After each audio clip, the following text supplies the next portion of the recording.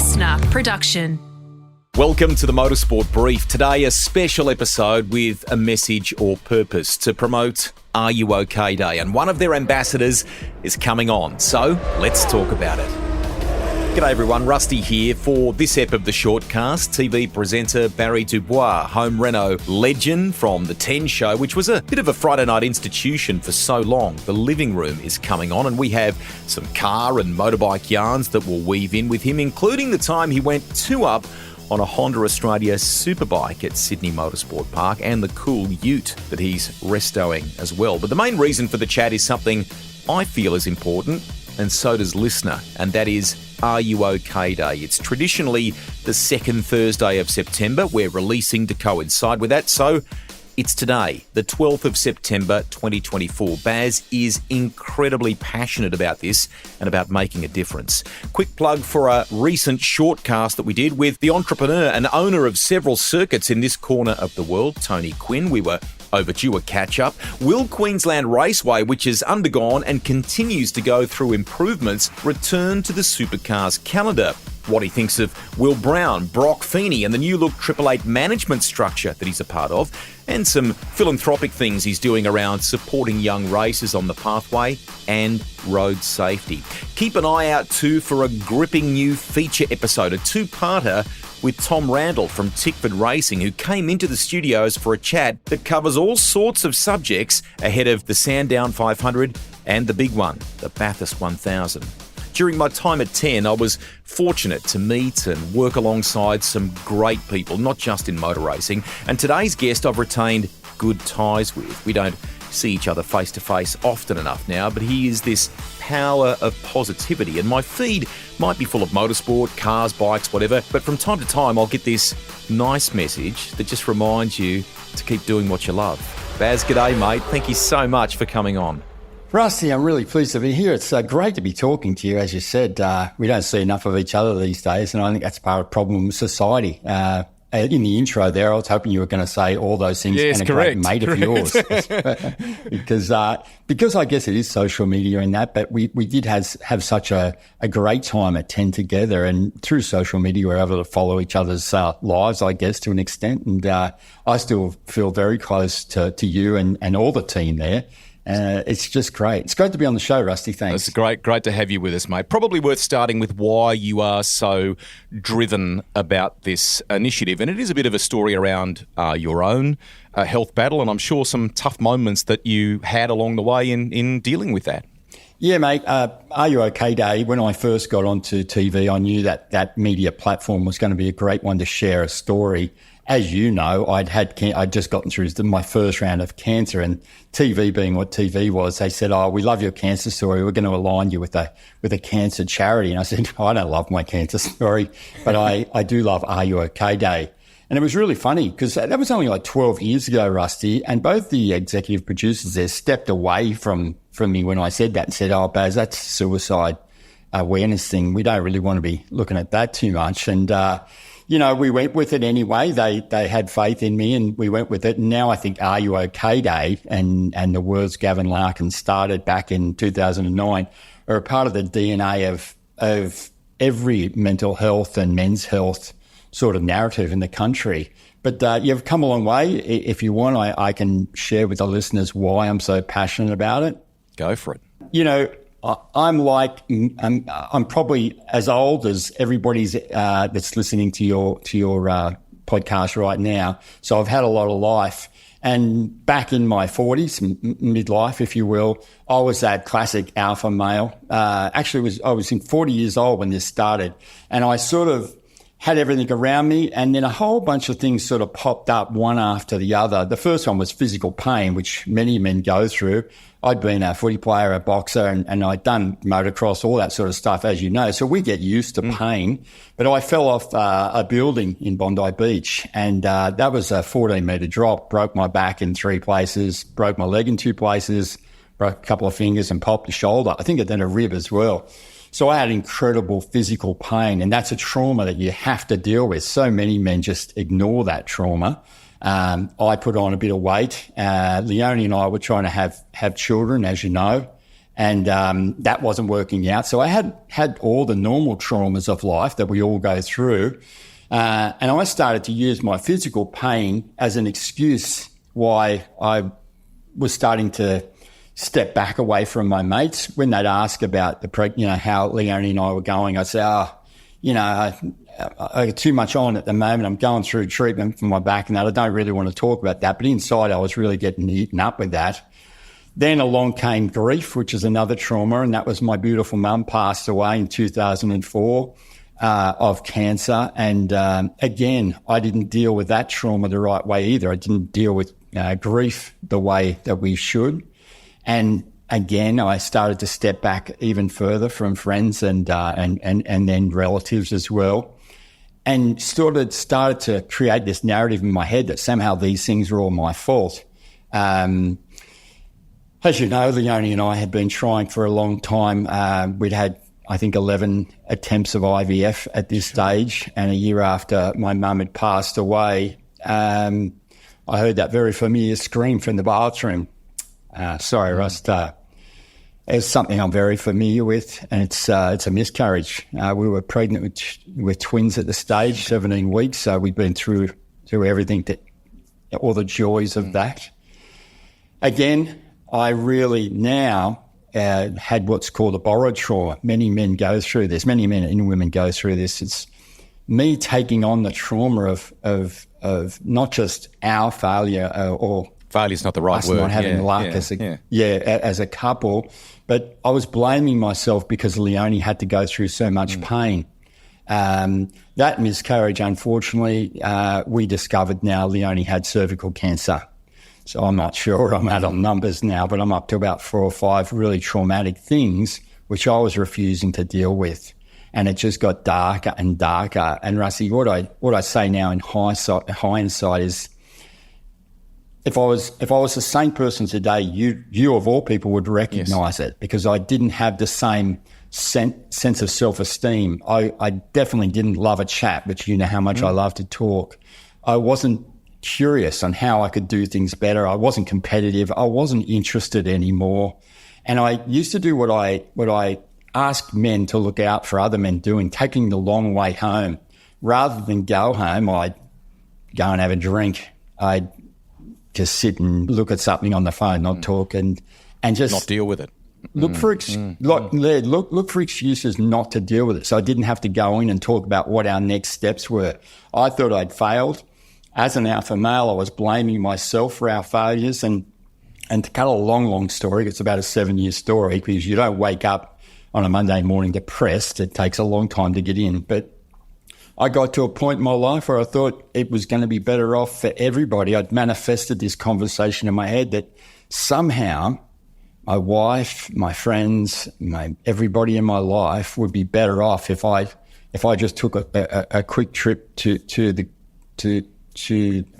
Gap. Quite frankly, I only live 1.5 kilometres from the Gap, and I was sitting in the car on a Thursday night, just crying, sobbing to myself, looking at everything I had, because on the facade I had it all. Beautiful home in Bondi Beach, a fantastic business, gorgeous wife, and I'd hidden so much of the darkness that was in my life. No one could recognise anything different. Leonie did, of course, and she was telling mates to, try and talk to me, but I just refused to talk to anybody about it. I said, I got a broken back. What do you expect from me? Of course I can't play touch footy anymore. Of course I can't do these sorts of things. Of course I could, but I used that as an excuse. And thankfully that night, a great mate of mine, Gaz Cotradorma, rang the phone. It was about 7:30, I think. And I didn't want to answer it, but I've known this kid since he was an apprentice of mine nearly 20 years earlier. And I love him with all my heart. And he'd had 3 girls, and he just had his 3rd child. And he said, Baz, what's going on, mate? You haven't called me for ages. And I said, I'm okay, Gaz, what are you doing? And I just wanted to get him off the phone. And he said, well, it's Thursday night, so we're out of money. I've come down the Bottle to get 4 cans of beer, and Simone's making toasted sandwiches at home. We're going to watch the footy show with the kids. And I just burst into tears. I couldn't control myself anymore. I just kept saying to myself, why can't my life be that simple? Why can't I be happy? I've got everything. I'm still not happy. It was a long night. Gaz stayed on the phone for about an hour and a half with me, and he insisted that we catch up the next morning. He could tell.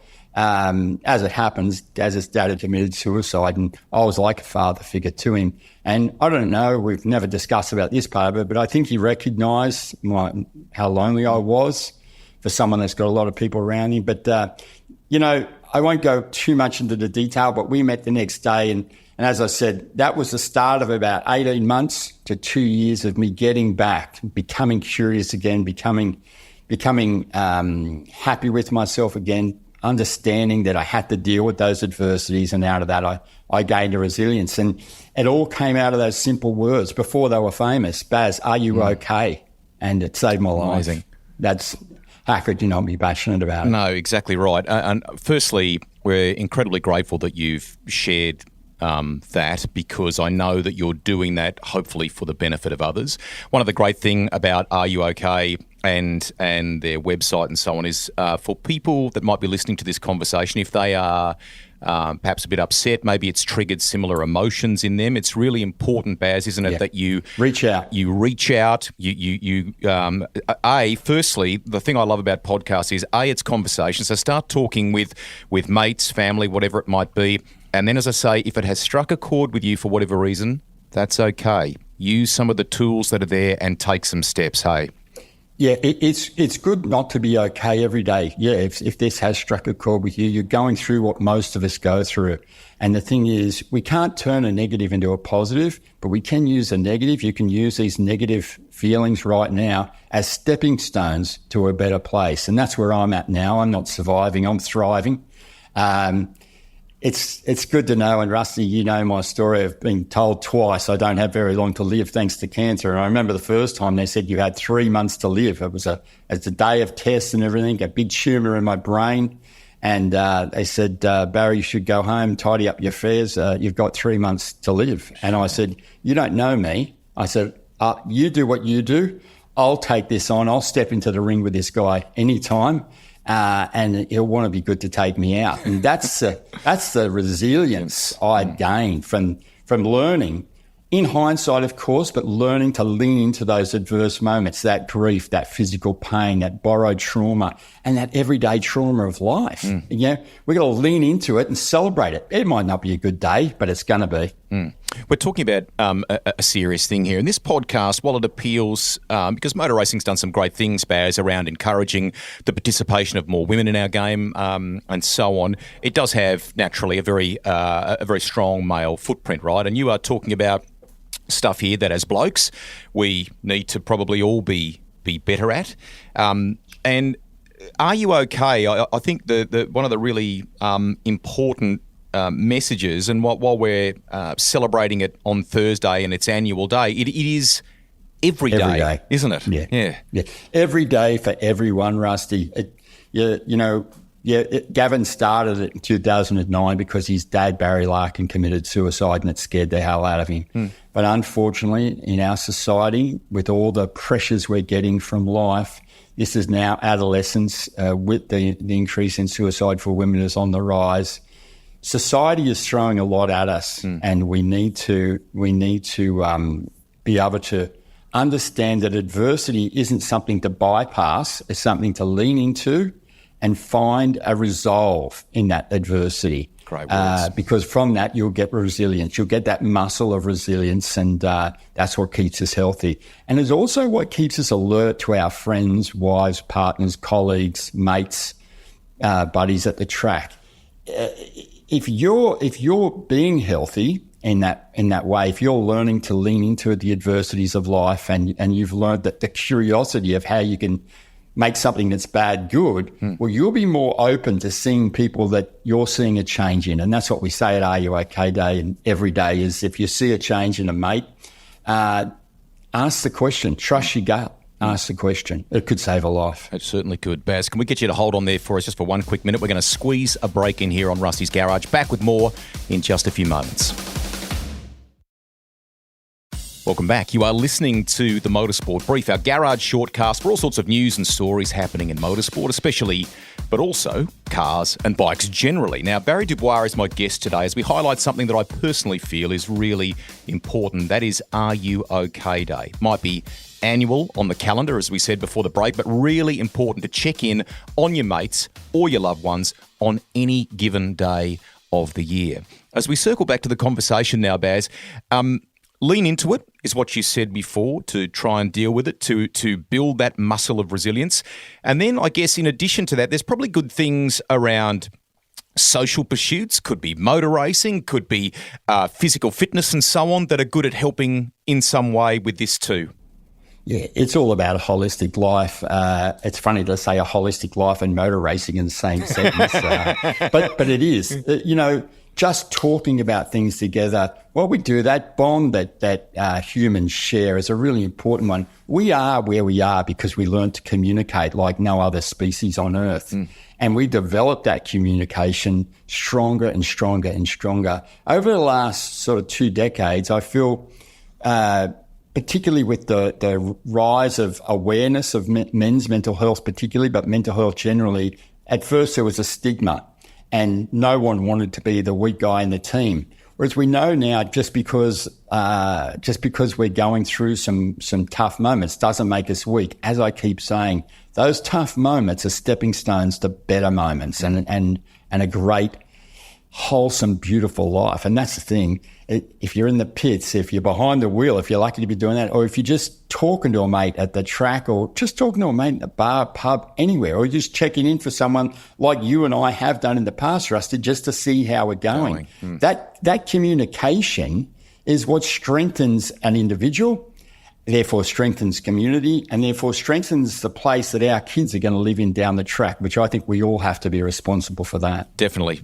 Leading by example. And I know we all lead busy lives, but it only takes a little bit of your time to do that, to reach out and check in with friends and family. Now, before we move into a couple of little fun things you and I have done along the way, can we just quite rightly give a plug to the Are You OK Day website, some of the initiatives that will be happening on Thursday? I can vividly recall your mad mate Miguel and going to some morning teas with you guys. There's all kinds of cool things that people can do, can't they? Yeah, on the website, we've got a whole lot of resources you can download or contact us for. But it's all about just raising that awareness, because what we have to realise on every day, but we think about it most on Are You OK Day on the 12th, is that we can't leave it. Like I said in my story, I was never going to tell you that I was struggling inside, that I was that dark inside. So we can't leave it to the person that's struggling. What we have to do is be curious that everybody seems to be doing as well as they can. And if they're not engaging in those morning teas, if they don't want to be at those things, then maybe it's time to take them aside and listen to them, let them know that you can hear them, ask them if they want any help in doing things. And I think this is, and then follow up. But I just want to go back to listen and asking. It's very important if you have this feeling in your gut that something's not right with someone and they say, oh, yeah, well, I've just been struggling with my relationship. Well, you don't want to go into a conversation, into telling them what they have to do then. What you want to do is keep asking the question, do you think you can manage this on your own? Would you like to chat about it?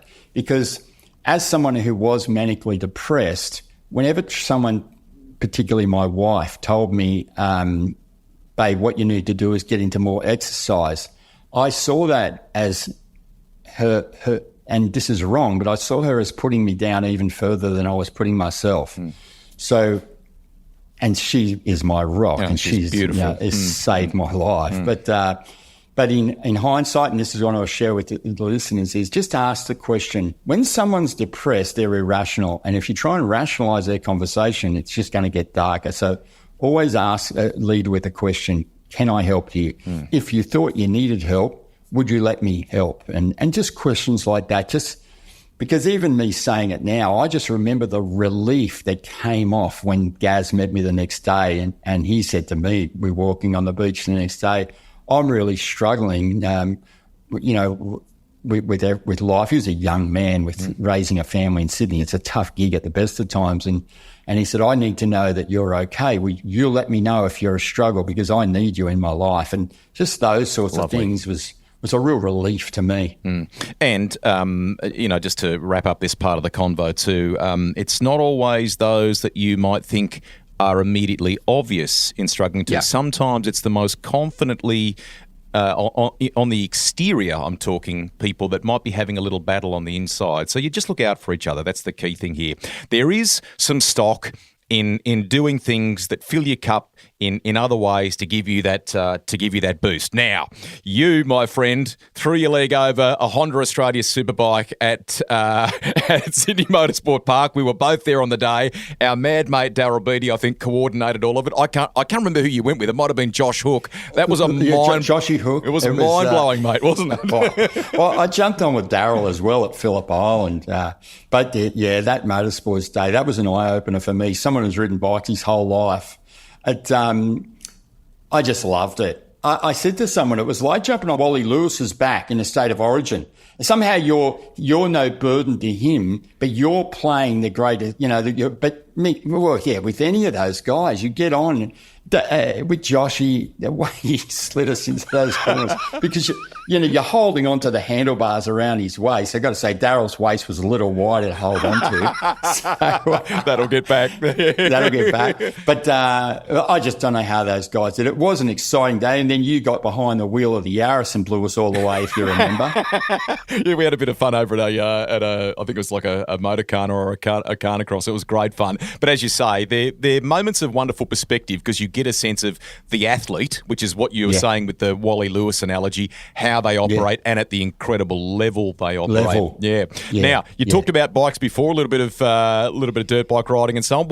Have you got a two-wheeler in the garage? A couple in the garage. There's a CRFX 450 and I've got the Triumph Bonneville Speedmaster. Nice. Now, it's a nice bike. I've got the hang bars on it. I'm not riding as much as I'd like to. Okay. I do the gentleman's ride, which I like to do. And I've got a great mate we're getting to that retirement age, but I've got a couple of mates that have retired now. And so we'll do a Wednesday ride every now and then up the New Line Road somewhere, and maybe up to Bilpin, and really enjoy that catch up. Just have a coffee up there and talk about stuff. It's interesting on this conversation. I've been mates with a guy since we were about 15, 16. And we've had our ups and downs in life, and it wasn't until the last ride we had I asked him about something that we'd never spoken about for 45 years. Wow. Nearly 50 years. And so these conversations are great to develop. I just love talk. Yep. I mean, I love a conversation now. A conversation saved my life, and a conversation is what grows a life and allows us to thrive. You're amazing at it too, mate. Now, a little social ride like that is great, stopping somewhere for a coffee along the way and having a convo. Did I spot, and maybe the project is finished and moved on, but did I spot at one point on your socials a couple of years back, did you have an old... maybe an F100 or something, rather? Did you have a resto project? What were you doing there? Still, the resto's still car restorations. They take forever. I know. No, I love the F100. I've got a 1975 model F100. It's been completely rebuilt. It was sort of... I was an old dad. I had my children after cervical cancer, after all these sorts of things, as you know, 12 attempts of IVF. Oh, yeah. Then we were on the adoption. Then on our seventh time as surrogacy in India, my beautiful twins, Bennett and Arabella, were born.